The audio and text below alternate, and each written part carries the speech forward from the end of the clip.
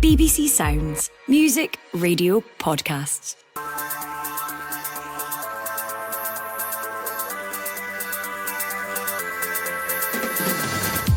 Hello, I'm Jane Lewis and this is the Scottish Football Podcast. All the news, views and analysis you need on Thursday the 8th of May. And we're going to focus on one club that's been in the headlines this week.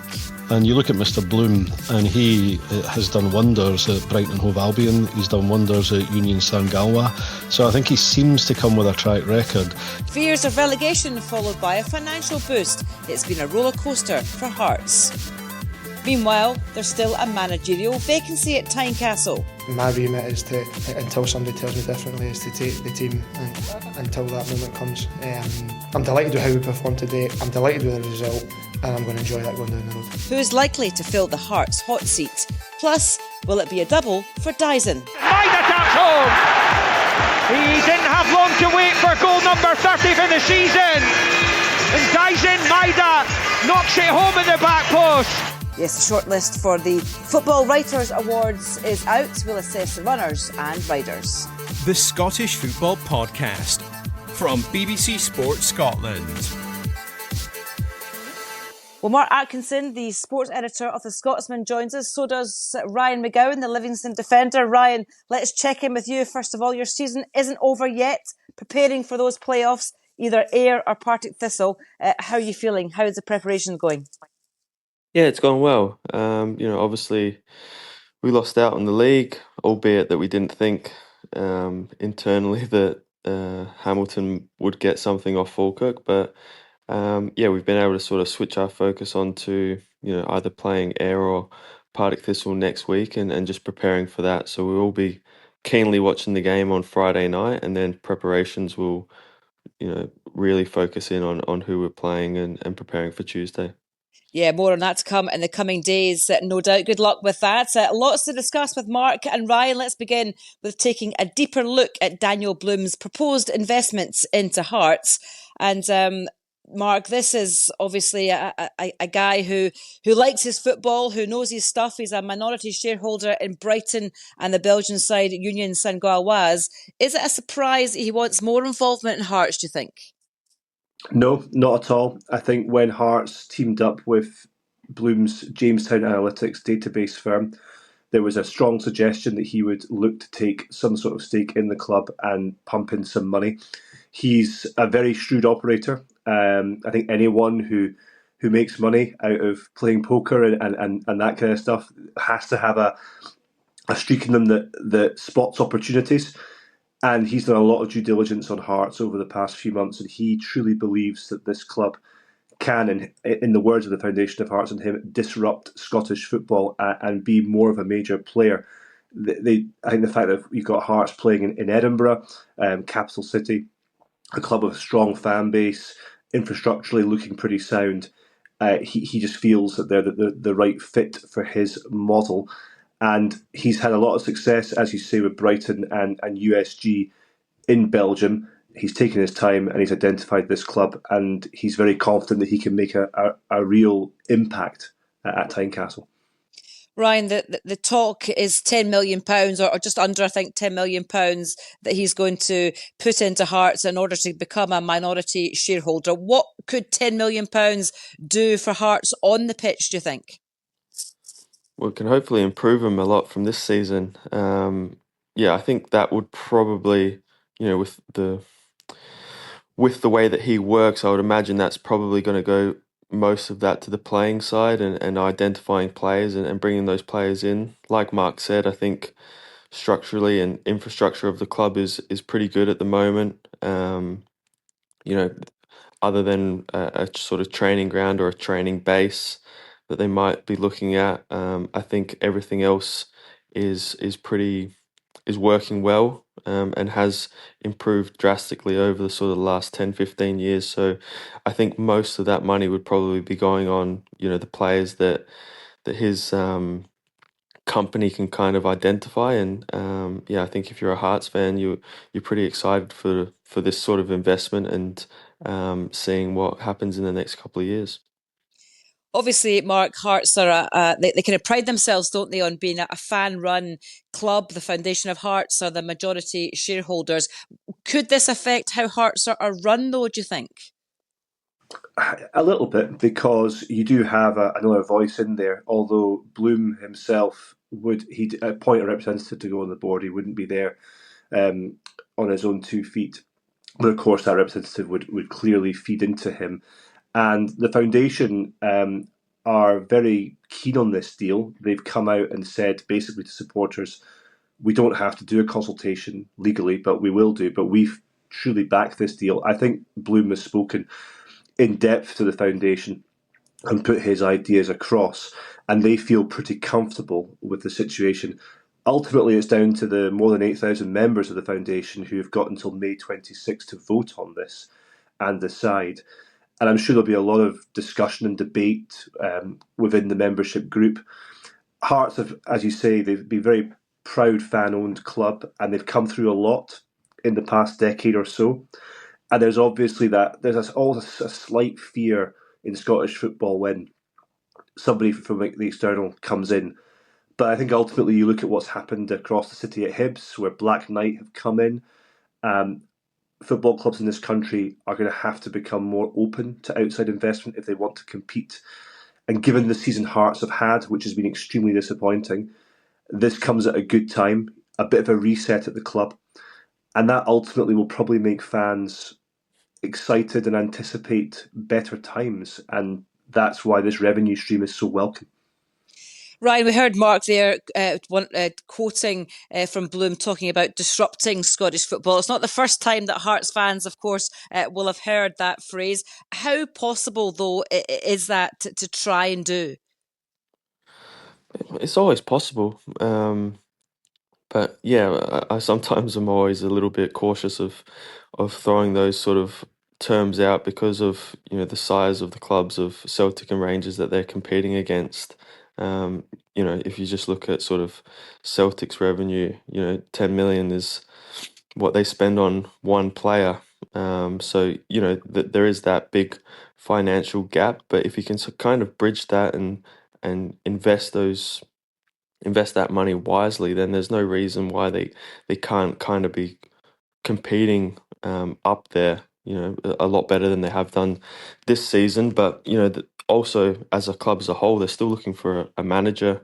But I think any manager now that's looking at that Tynecastle job will be rubbing their hands together with that 10 million investment in. It's a lot better position to be in as a manager if you know that you've got to have those types of funds and be able to use his company to identify players. So yeah, like everyone's kind of said, it is an exciting time for Hearts fans if it does go through, and it's all about how they spend that money. And the new manager coming in, that does add that little bit more pressure on them to perform well next season and make sure that they're up the sort of right end of the table challenging for European places.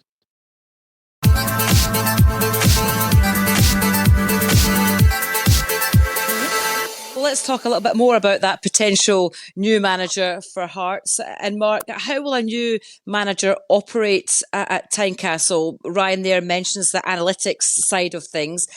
From that point of view, will it be quite different to how we see managers operate at other clubs? Yes and no. The structure at Hearts, you've got a sporting director in Graham Jones who came in earlier in the season to replace Joe Savage. I think Hearts at the moment are a fairly standard operation club in terms of modern day football. I suppose the difference here is that whichever manager or head coach, I think it'll be a head coach, the title that comes in at Hearts, they're going to get the door will be open to a database that very few clubs can look at.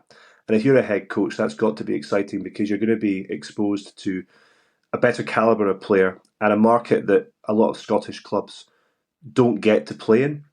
You look at what Hearts did in January, the players they brought in, Elton Kabangu, Michael Steinvender, Sander Carton, they're all Jamestown Analytics players. Some would say they've not been as successful as others, but ultimately they did give Hearts an uplift at the start of the year. And that head coach, whoever it is who comes in, they're going to be given a lot of resource and a lot of opportunities to make a real fist of it at Hearts. And if you add in the extra 9.86 million, which, as Ryan says, a lot of that will go towards players, it gives you a really strong platform to build on for next season, especially when expectation levels from last season or this season will be pretty high for the Hearts fans. They'll want to see improvement. So you're given that almost head start that, say, someone like Stephen Naismith or Neil Critchley didn't have when they came in. Derek McInnes is the bookies' favourite. And Ryan, I just wonder, how likely does that move seem? Because we heard there with Mark talking about head coach versus manager title. How do you think that would sit with him? Because Derek McInnes, as we all know, likes to be his own man, doesn't he?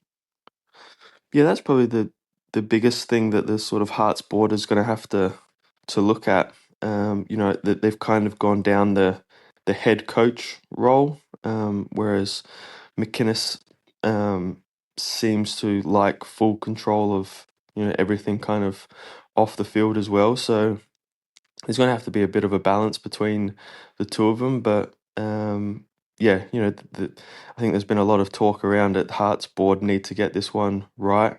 Obviously sacking two managers in one season isn't a great look on the club and on the board of those people that make those decisions. So there is a lot of pressure on them to make sure they get the right person. And if it is to be McInnes, I think his track record in Scottish football speaks for itself. I think you know exactly what you're going to get. I think he would be excited with the, like what Mark said, the sort of database and being able to have a look at players that he's probably never been able to look at previously, add in the money and the financial side of that. It's turning into a really a good role or a good opportunity for him if he wants to take it, or if that's the person that they're wanting to go down to. But I think it's a pretty safe bet in terms of if they do go for him. I think a lot of Hearts fans will know what they'll get. They'll get a team that's hard to beat. They'll get a manager who knows how to get results in this league and knows how to be successful in this league. You just look at Kilmarnock last season and his time at Aberdeen. So it could be one that can sort of get Hearts back to where they want to be in terms of competing in semi-finals and finals of the cup competitions, challenging for third, and then sort of with the money that they've got from finishing third in the Conference League, etc. That's kind of, I think, the sort of initial year to 2 year plan, and then it will probably be to really kick on after that. There are plenty of other contenders for the job, it would appear, Mark. John McGlynn has also been linked with a return to Hearts, of course. Stephen Robinson's name's been mentioned. Stephen Presley and Robbie Nielsen, two other former Hearts player and managers, have also been linked with the job. Apart from Derek McInnes, who does seem to be a real kind of front runner, of those kind of names, have they got a chance as well, do you think? They're certainly being talked about within the corridors of power at Tynecastle. But McInnes stands out above the rest of them because he's already managed a club of Hearts' stature in terms of Aberdeen. I know Robbie Nielsen's been there a couple of times before, but I'm not sure they would go back for another stint with Robbie. And I think that's why you're seeing McInnes' name rise to prominence because of the experience that he has. And Hearts do want some Scottish football background. You see with clubs such as like Hearts, when they go for someone like Neil Critchley, a bit of a wild card appointment, when it doesn't work, there's a feeling that you might go back to basics, go back to somebody who knows the Scottish landscape really well. I think some people would argue that Stephen Robinson, given what he's done at St Mirren, should be more in the conversation than he is, given what St Mirren have achieved. And I think that's a fair argument. But it's long surprised me, Jane, that McInnes has not been taken by Hearts or Hibs, given the amount of times recently they've been looking for managers. He's done a very, very good job at Kilmarnock. You could argue that his race is almost run at Kilmarnock. What more can he achieve there? And just given what he's achieved in the Scottish game, at some point I've always thought that he may become a serious contender for one of these roles, and it now appears that's the case. And I think we'll find out in the next couple of days once Graham Jones gives his recommendation to Chief Executive Andrew McKinlay and the rest of the board exactly who Hearts are going to go for. The analytics process that we hear a lot, obviously being talked about with Hearts, and obviously given Bloom's connection as well. You could argue that it didn't quite do its job with appointing Neil Critchley, and of course there are other aspects involved in appointing a manager as well, Ryan. But do they trust in the process, given that they seem to have got it so wrong with Neil Critchley?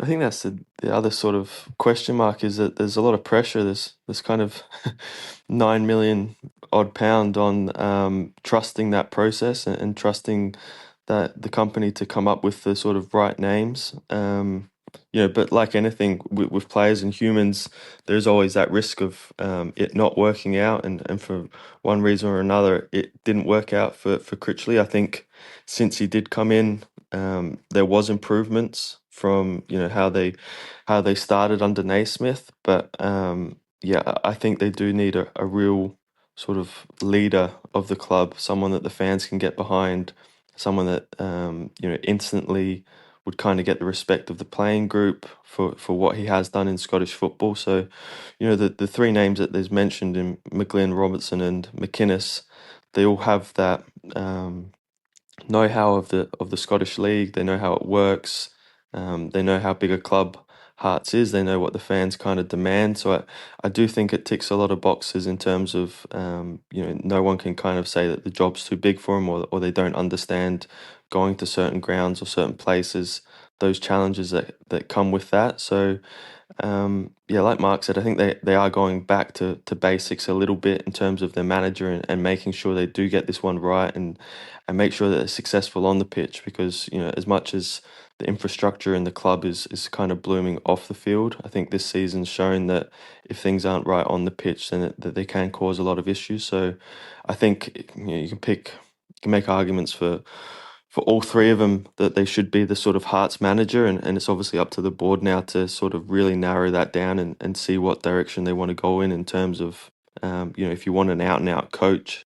I think it's probably, you have to look at what John McGlynn's done with the players that he's brought in at Falkirk over the last couple of years, and really, if you look at the Falkirk squad, it's a lot of players that had a lot of potential over the last couple of years, have been at big clubs, have maybe fallen off the radar, and he's been able to pick them up and mould them into a real quality team and get them playing attractive football, which has seen them get back-to-back promotions. So if you're looking at it from that side, in terms of a manager who can work with players and improve them and make them a better team, I think he's probably the best candidate. But then if you look at everything else that a Hearts manager has to deal with, and like Mark said, McInnes' time at Aberdeen, a club very similar to Hearts in terms of the fan base wanting and almost demanding success, then he's probably the one out of the three that can handle that and be able to get Hearts moving in the direction that the fans, the club, the directors all want it to be going in. Yeah, it's going to be interesting to see how the Hearts managerial situation progresses. Let's finally take a look at the Scottish Football Writers' Awards shortlist. Dyson Maida, the favourite for this one too. Mark, are we allowed to ask you who you voted for? I am assuming you get a vote, considering the lofty position you hold in the newspaper world. Yep, you can ask and I'll answer. I voted for Dyson. I think he's had an outstanding season, especially from about January to the end of March. The way that he sort of rose to prominence after Kyogo Furuhashi had left. I remember a press conference where Brendan Rodgers was grilled after Furuhashi's exit on the lack of a signing of a new striker. And while Rodgers was clearly unhappy that he hadn't got another player in, he sort of hinted that he thought Maida could step up, given what he'd done for Japan. And boy, has he done that. His finishing has improved a lot. He's dangerous from the wing. He's dangerous from central positions. Outstanding player. Someone that Celtic might have to field a lot of bids for. So he was my vote. And while I think Callum McGregor, Sam Murray and Nectar Triantis all have had great seasons, I just think Maida's been the standout player for me. What about for you, Ryan? I know you don't get a vote because you're not a football writer. You would have got a vote though for the PFA awards, and not too dissimilar a list there. The only difference is that Nectar Triantis comes in for Nicholas Kuhn. What do you think of the list, and who would have gotten your nod and seal of approval? Obviously, from putting my Aussie cap on, I'm delighted that there's an Aussie in there. I think he's been a really successful for Hibs. I think at this moment in his career, he needed to be at a club where he was playing week in, week out. Everyone in Australia knows the sort of talent that he has, and I think he's been absolutely outstanding for Hibs. And I know that we have been speaking about Hearts, but if you're his agent or you're someone that's working closely with him, you'd be pushing towards Hibs in terms of if they can get him next season. And I think you have to be really careful for him in terms of making that decision of where he goes next year. He's obviously been highly successful at Hibs. Everybody knows how good of a player he is and how much of a mainstay he has been. So, if I'm his agent or representatives, I'm trying to get him or trying to get Hibs to put in a bid for him next season, because being at a place where you're wanted and feel sort of not loved as such, but you're going to be playing week in, week out. They'll have European football. Well, they probably should have some type of European football next year. I think, for a player of his age, Hibs is a no-brainer for him to try and stay at for next season. But yeah, I think Dyson Maeda, I think he's just been a real success story this season. Like Mark said, I think a lot of people forget that he was kind of ahead of Kyogo in terms of in Japan for the national team playing there. And I think he's just added that little bit of composure in front of goals. I think if you look at him since he's joined Celtic, he's always kind of been in those right positions, albeit his finishing's maybe been a little bit off. But I think this season he's just shown his quality in terms of being that main man and getting himself in those positions week in, week out, and being able to finish it. So, yeah, he did get my vote. I'm actually delighted. I voted for Spencer for the PFA Championship Player of the Year. So I'm glad that my vote went through and he got it. So yeah, see if I can get 2 from 2 for Maeda as well. Up for Manager of the Year is Brendan Rodgers, David Gray, John McGlynn, and Jimmy Talleen comes in to this one as well. Is that a bit of a surprise, Mark, or do you think that he is well worthy of his place on that list? I'm actually really pleased that Jimmy Talleen's on this list, because I feel his achievements at Aberdeen have not been talked about enough recently. It's his first season in Scottish football. If you cast your mind back to September, October, when Aberdeen were keeping pace with Celtic, winning games all the time, playing good football, they were the talk of this team. Everyone was raving about Talleen. He was linked with clubs in England and further afield. Yes, they've had a little bit of a blip, but they've come back, which I think also shows a strong manager, able to ride out the storm and get them playing again. And ultimately, they're probably going to finish 3rd or 4th. They've been in the Premier Sports Cup semi-final, and they're in the Scottish Cup final and could win that trophy. Now, for a first season, that's really good, and I think he deserves to be in the conversation alongside Rodgers, Gray and McGlynn, who have all had their own good seasons in their own respective ways. So yeah, that shortlist of 4 for me is exactly what it should be. Let's just have a look at who's in the running for the Young Player of the Year. Lennon Miller and James Wilson on the list. So too the Kilmarnock boys, David Watson and Bobby Wales. It has to be a Scottish player, the Young Player of the Year, unlike the PFA. So no Engels, no Igaman on the list. Is Miller for you, Ryan, the likely winner in that? I would imagine he would be. I think he's been the most consistent performer out of the 4. If you look at the whole season, obviously Wilson's come in at Hearts and scored some goals and got his national recognition with his first cap. And I think if you look at the 2 Kilmarnock boys, I think they have done well in patches throughout the season. But yeah, I think Lennon Miller for consistency and how he performs week in, week out, I think it's above his age. And yeah, I would imagine that he's probably the red hot favourite to win that one. I think when you just watch him, you just know that there's a classy player there and someone that in the next 5-10 years will no doubt have loads of caps for Scotland and go on to be at bigger and better clubs and better leagues. So, he's a player that I think all of Scottish football or Scotland fans should definitely be excited about, because I think he's got everything in his locker to go and have a really successful career. Well, that's all we've got time for. Many thanks to Mark and to Ryan. And of course, thank you very much for listening as well. Remember, we're here with new episodes of the Scottish Football Podcast, bright and early every day. So to make sure you don't miss out, subscribe on BBC Sounds and have the push notifications turned on in your phone. The football action continues across the BBC, and we'll be back with another new episode of this podcast tomorrow. Bye-bye.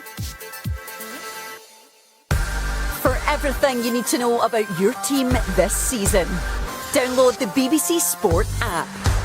All the latest news, goal updates, stats and scores, and insight and analysis. Just select your club to get the biggest stories and best content at your fingertips. What a result. Download the BBC Sport app for everything you need to know about your team this season.